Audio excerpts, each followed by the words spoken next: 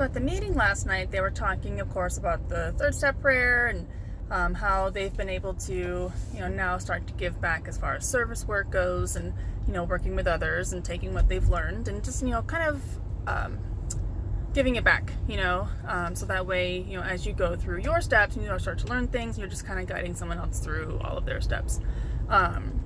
And so a lot of people had a really good story, but I haven't had a sponsee before. I've never sponsored anybody. I've had a couple sponsors and never had a chance to return the favor kind of thing.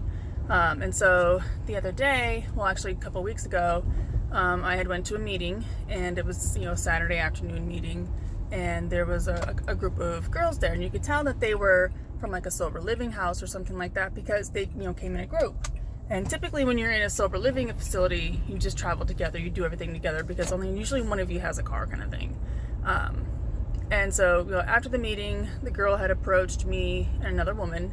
The other woman was a little bit older than me, but she's had more support, sobriety time, and she was talking, when she approached us, she was talking about how her current sponsor isn't really working out for her. They're not on the same level, they're just not, schedules are always off, she's always kind of pushing things back, and and the girl had stated that the sponsor really isn't doing for her what she needs her to do.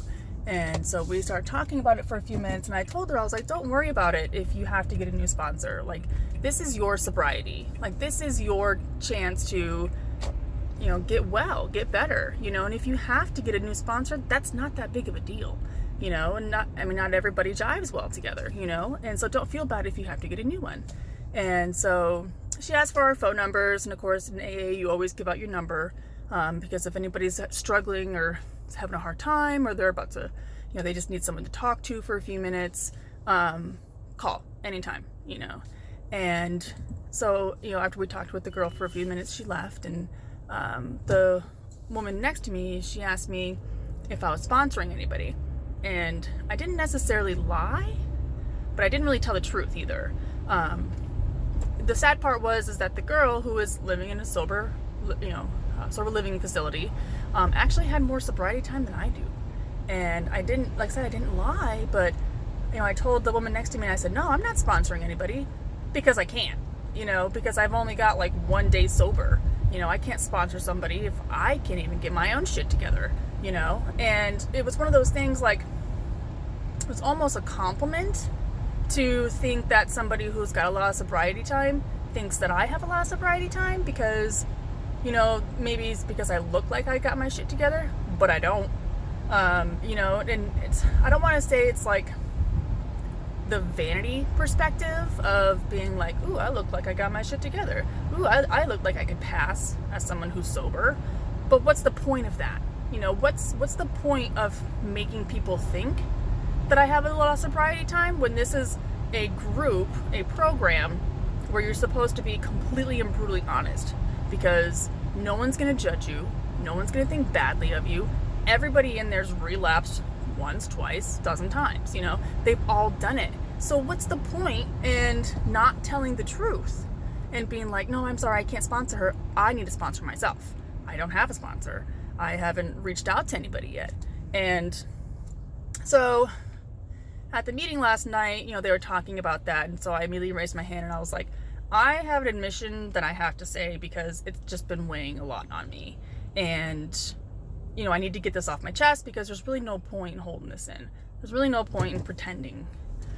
So I admitted it, and I told everybody, and a lot of people laughed because they've probably done the same thing.